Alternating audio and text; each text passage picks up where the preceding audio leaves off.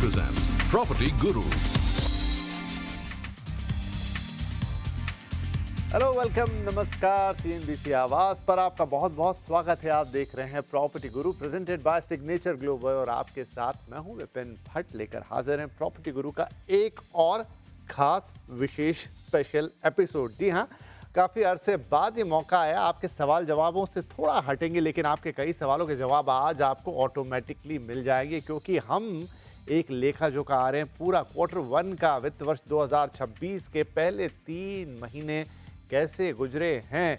First quarter में आपने companies के रिजल्ट तो सुने, लेकिन आज सुनिएगा रियल स्टेट का रिजल्ट। उसका रिपोर्ट कार्ड आपके लिए लेकर आए हैं और ये रिपोर्ट कार्ड एक सवाल उठाता है कि क्या भारत में रियल एस्टेट की रफ्तार अब थमने लगी है। वो तेज सर पर दौड़ अब क्या रुक रही है। एक हफन महसूस हो रही है रियल एस्टेट को, जहां पर चीजें थोड़ी सी स्लो हो रही हैं। नंबर्स कुछ ऐसी ही तस्दीक करते हैं, क्योंकि इस क्वार्टर में पिछले क्वार्टर के मुकाबले 3% की गिरावट दर्ज की गई है बिक्री में। जब बिक्री की बात हो रही है तो 60 से ज्यादा शहरों का मामला है। टियर 1, टियर 2 शहर इसमें शामिल हैं, और साथ में दुकान नहीं, लेकिन मकान और प्लॉट्स, ये दो चीजें हैं जिनका जिक्र यहाँ किया गया है। तो उस लिहाज से ये रफ्तार नीचे आई है। लेकिन टॉप 8 सिटीज जिसकी बात हर रिपोर्ट में होती है, जिक्र सब जगह होता है, वहां पर भी रफ्तार थमी है। हालांकि नंबर थोड़ा कम हो जाता है,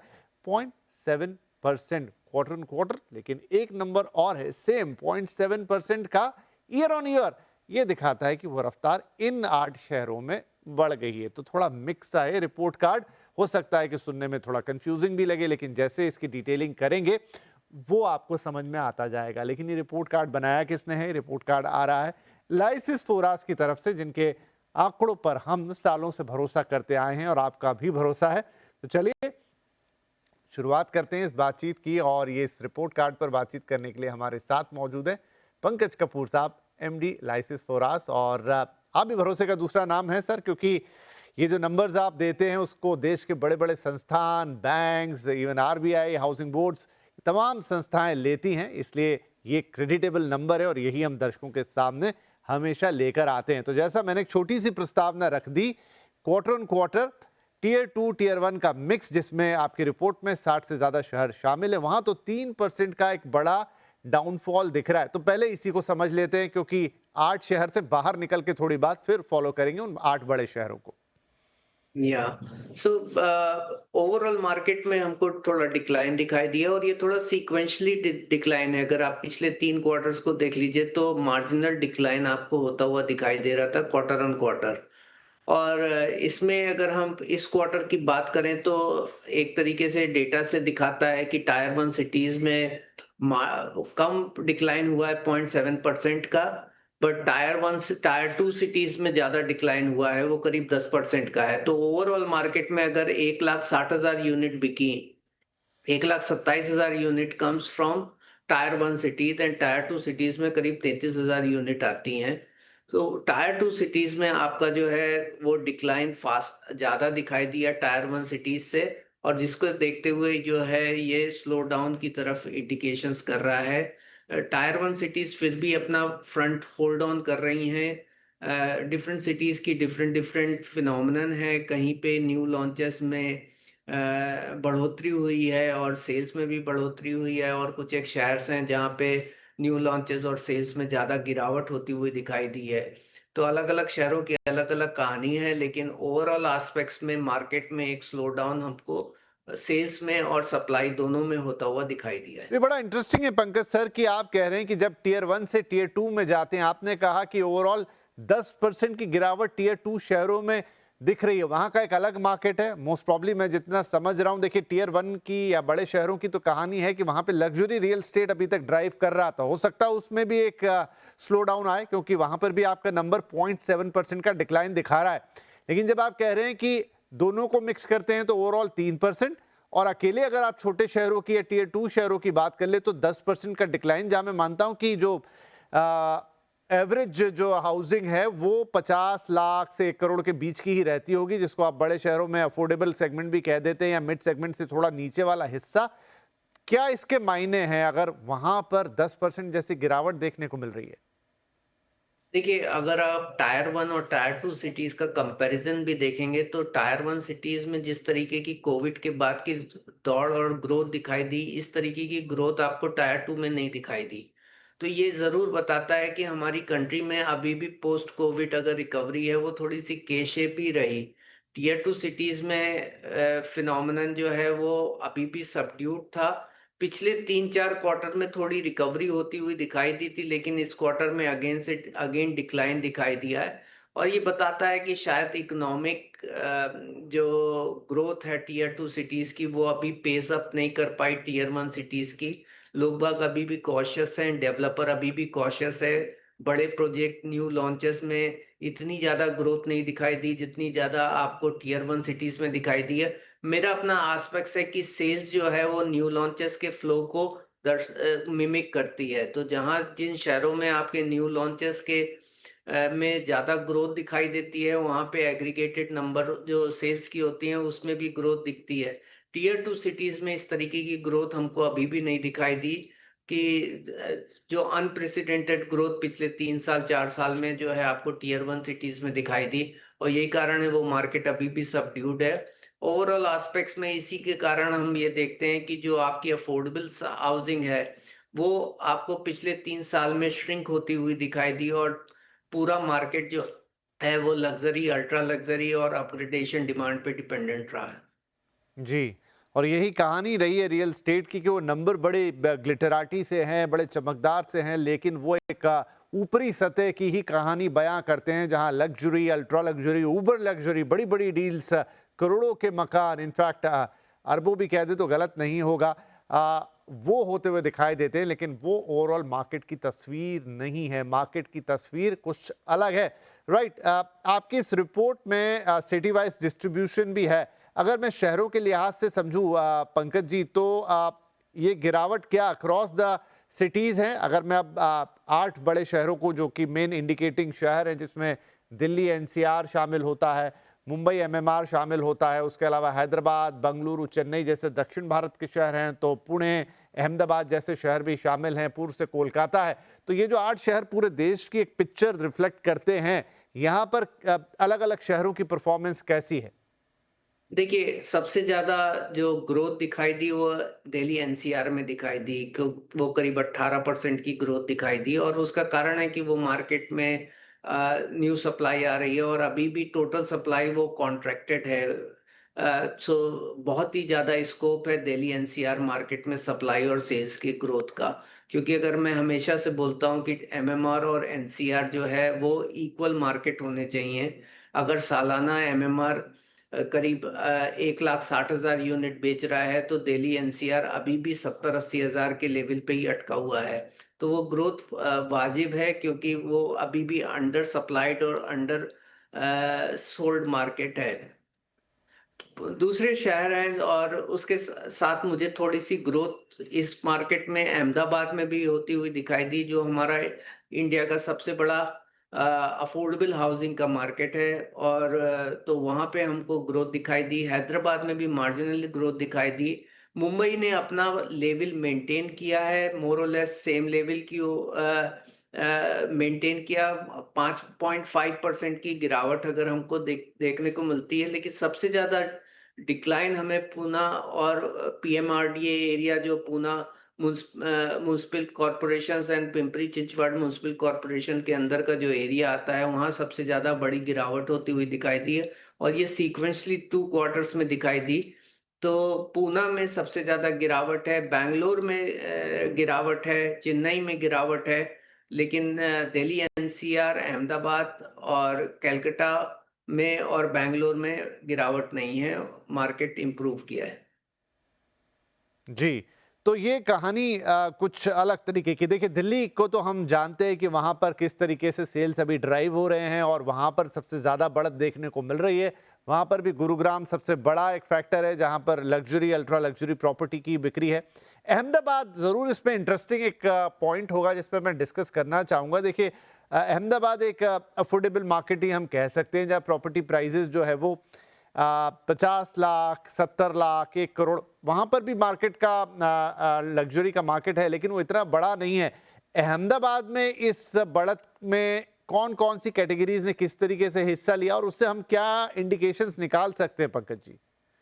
देखिए, अफोर्डेबल और मिड सेगमेंट का मेजर कंट्रीब्यूटर है अहमदाबाद। तो सबसे ज्यादा न्यू लॉन्चेस इसी सेगमेंट में हुए और यही कारण है कि आपको इस मार्केट में आपको ग्रोथ होती हुई दिखाई दी। तो थोड़ा सा ये काफी प्रूडेंट मार्केट माना जाता है। ना आपको बहुत ज्यादा तेजी जो है प्राइसेस में दिखती है और ना बहुत ज्यादा जो है आपको एस्ट्रोनॉमिकल सेल्स और न्यू लॉन्चेस दिखते हैं। एक मॉडरेट मार्केट था। हालांकि 4 साल पहले ये मार्केट के अंदर एकदम से न्यू लॉन्चेस की बहुत ज़्यादा तेजी आई थी। उसके बेसिस पे इसके अंदर टोटल सप्लाई और वॉल्यूम का जो पैमाना है वो बढ़ गया था, लेकिन ओवर ए पीरियड टाइम वो मॉडरेट होता रहा और अपना लेवल मेंटेन करता रहा। तो यहाँ पे इस क्वार्टर में जो है हमें अहमदाबाद में न्यू लॉन्चेस में सबसे ज़्यादा बढ़ोतरी दिखाई दी और वही कारण है कि हमें सेल्स के नंबर भी बढ़ते हुए दिखाई दिए अहमदाबाद मार्केट जी। के अंदर। दूसरा आपने ज़िक्र ऑलरेडी कर दिया पुणे का, तो देखिए पुणे भी एक बड़ी स्टेबल मार्केट है और हम अक्सर उसकी स्टेबिलिटी की बात करते हैं, उसका जो एक डायनामिक्स है उसकी तारीफ भी करते हैं। पिंपरी चिंचवड़ आपने एक रीज़न उसके लिए ज़रूर डिस्क्राइब किया, हालांकि एक अलग म्युनिसिपल कॉरपोरेशन है वो, फिर भी थोड़ा आश्चर्य में डालता है कि पुणे में नंबर खराब हो गए इतने ज़्यादा कि यहाँ पर हम ऑलमोस्ट 17% से ज़्यादा की डिक्लाइन देख रहे हैं। और क्या रीज़न इसके पीछे है पंकज जी? देखिए, एक बड़ा अच्छा आंकड़ा है जो रेशियो मैं मेंटेन करता हूँ और देखता हूँ कि एक शहर के अंदर कितने नंबर ऑफ हाउस होल्ड्स हैं। हम्म। अगर पूना के अंदर देख लें तो 32 लाख हाउस होल्ड है और पूना की सेल्स करीब 4-4.5% of number of house hold थी। जो टॉप 8 सिटी का एवरेज 2% बिकता है। तो अगर एवरेज 2% है और आप 4% और 5% के लेवल पे बेच रहे थे, तो पूना मार्केट जो है अपने पोटेंशियल से ज्यादा एग्जीक्यूट कर रहा था। तो वहां पे जो अभी गिरावट दिखाई दी है, ये मुझे लग रहा है कि थोड़ा सा करेक्शंस आया है उसके सेल्स के वॉल्यूम को देखते हुए। और दूसरा ये है कि वहाँ के कंजेशंस मतलब ट्रैफिक कंजेशंस बढ़ गया है, फ्लडिंग की इश्यूज बढ़ गए हैं, इंफ्रास्ट्रक्चर के अंदर मेजर प्रॉब्लम आ रही है। इसको देखते देखते मार्केट में आपको थोड़ी थोड़ी गिरावट होती हुई दिखाई दी। साथ में प्रोजेक्ट लेवल के ऊपर थोड़े कुछ एक प्रोजेक्ट्स हैं जहाँ पे प्राइस ग्रोथ भी ज़्यादा हो गई है पिछले 3-4 साल के अंदर। और तो यही कारण है कि आपको यहाँ पे ग्रोथ दिखाई दी। दूसरा कारण ये है उसकी गिरावट का, क्योंकि न्यू लॉन्चेस में भी गिरावट आई। तो अगर न्यू लॉन्चेस में मेजर गिरावट आती है तो आपकी सेल्स के ऊपर भी गिरावट आती है। तो पोस्ट लॉन्च सेल्स वेलोसिटी में थोड़ा इम्पैक्ट है, बिल्डर थोड़े कॉशियस हैं और यही कारण है कि सेल्स और सप्लाई दोनों में आपको डिक्लाइन पूना मार्केट में सबसे ज्यादा होता हुआ दिखाई दिया। ओके, ठीक है। अच्छा, एक और एस्पेक्ट है जिस पर आपकी रिपोर्ट इस बार टच कर रही है। आमतौर पे हम ये वाला साइड थोड़ा सा छूट सा जाता है और वो है कंस्ट्रक्शन वाला मामला। अब रिपोर्ट आपकी कह रही है कि कंस्ट्रक्शन की भी रफ्तार जो है वो सुस्त हो गई। आपने कंपैरिजन किया है 2017 से, और 2017 में जहां पर टोटल सप्लाई का 75% जो है वो मार्केटेबल सप्लाई का कंस्ट्रक्ट हो रहा था, 2025 में आते आते वो रफ्तार 57% पे टिक गई। इससे ये क्या चीज समझाता है या क्या चीज दिखाता है? देखिए, ये बड़ा इम्पोर्टेंट पैरामीटर है। वो ये है कि अगर हम एक मार्केट को over a period of time देखते हैं, तो अगर हम 2009 से भी उसको कंपेयर करेंगे तो मार्केट जो है वो 60 से 65% ऑफ मार्केटेबल सप्लाई उसकी कंस्ट्रक्टेड सप्लाई होती थी। अगर marketable supply is launch supply, एक बिल्डर है जिसने अगर 1 लाख स्क्वायर फीट लॉन्च किया है और ओवर ए पीरियड टाइम वो उसको डेवलप करेगा। तो मार्केट में अगर 100 ऐसे प्रोजेक्ट हैं जो डिफरेंट स्टेज ऑफ कंस्ट्रक्शन पे हैं, तो उसका एवरेज बताता है कि अगर आज के दिन मार्केट में एज्यूमिंग 1 करोड़ स्क्वायर फीट है सप्लाई है, तो 1 करोड़ स्क्वायर फीट में कंस्ट्रक्टेड सप्लाई करीब उसका 60-65% 2008 और 2009 या 10 में जो होता था, और वो बढ़ करके आपका 17 में, क्योंकि रेरा का आगमन हो रहा था उस पीरियड में, तो बिल्डर काफी सारे इनिशिएटिव लेके प्रोजेक्ट कंप्लीट कर रहे थे, वो बढ़ के 75% हो गया। लेकिन 2021 के बाद हमने देखा कि मार्केटेबल सप्लाई बढ़ गई। जो 3 बिलियन स्क्वायर फीट की मार्केटेबल सप्लाई 2017 में थी, वो बढ़ करके 3.5 बिलियन स्क्वायर फीट हो गई। लेकिन जो कंस्ट्रक्टेड सप्लाई है, वो स्टैग्नेंट रही और थोड़ा डिक्लाइन हो गई। जो 2 बिलियन स्क्वायर फीट का एनुअल कंस्ट्रक्शन होता, और नॉट एनुअल कंस्ट्रक्टेड, जो रेशियो रहता था 2 बिलियन स्क्वायर फीट, वो घट करके अब 1.9 बिलियन स्क्वायर फीट हो गया। तो आपकी 30% की ग्रोथ हुई मार्केटेबल सप्लाई में, बट आपकी 4% की ग्रोथ हुई आपकी कंस्ट्रक्टेड सप्लाई में। तो ये बताता है कि मार्केट जो है वो लॉन्च के कमिटमेंट को के हिसाब से प्रोग्रेस नहीं कर रहा है। मार्केट में जो कंस्ट्रक्शन का प्रोडक्शन है वो ग्रोथ नहीं आ रही है। तो ये बताता है स्ट्रक्चरल इश्यूज आने वाले हैं यहाँ पे। ये कंसर्न बताता है कि बिल्डर शायद डिफॉल्ट करेंगे, डिले करेंगे projects, because they are not building at a requisite pace. Execution risk projects में बढ़ता हुआ दिखाई देगा। उनके रेवेन्यू पे भी इम्पैक्ट आएगा, क्योंकि रेवेन्यू का recognition is directly connected to the constructed stock. तो अगर कंस्ट्रक्शन में स्लो डाउन हो रहा है तो उनका रेवेन्यू रिकॉग्निशन कम होगा, तो उससे उनके मार्जिन के ऊपर इम्पैक्ट पड़ेगा, एग्जीक्यूशन रिस्क प्रोजेक्ट के अंदर बढ़ेगा, उनकी रिक्वायरमेंट फॉर कंस्ट्रक्शन फाइनेंस बढ़ेगी। तो ये एक स्ट्रक्चरल रिस्क की तरीके से इंडिकेट कर रहा है मार्केट का। तो कंज्यूमर के पॉइंट ऑफ व्यू से ये है कि वो उस बिल्डर से ही प्रोजेक्ट में इन्वेस्ट करें जिसका कंस्ट्रक्शन पेस जी। बढ़िया है, लार्ज डेवलपर है, रेप्यूटेड डेवलपर है, और ओवर कमिटेड नहीं है। मतलब है कि जितना उसने सप्लाई इंट्रोडक्शंस किया है उसके पास कैपेसिटी है कि उसको वो डिलीवर कर सके, जी। क्योंकि ये आपका एग्जीक्यूशन डिफॉल्ट की तरफ हम्म। डायरेक्ट कर ये रहा है। बहुत बड़ा इंडिकेटर है जो आपने एक्सप्लेन किया पंकज जी कि अब एक बूम जो है वो थोड़ा स्लो डाउन हो रहा है। आपकी रिपोर्ट की पहली लाइन ही कह रही है कि प्लेटू बनता हुआ दिखाई दे रहा है, ना चीज़ें थमती हुई नजर आ रही है। और ऐसे में जब सेल्स स्लो डाउन होते हैं और उसका इम्पैक्ट कंस्ट्रक्शन पे दिखाई देता है, तो वो आसार और वो चिंताएं बढ़ जाती हैं कि चीज़ें वक्त पे पूरी होंगी कि नहीं, कोई फंस तो नहीं जाएगा, कोई डिफॉल्ट तो नहीं कर देगा। और तब खरीदारों को कॉशियस होने का वक्त आ जाता है, खतरे की घंटी बजती है। इस पर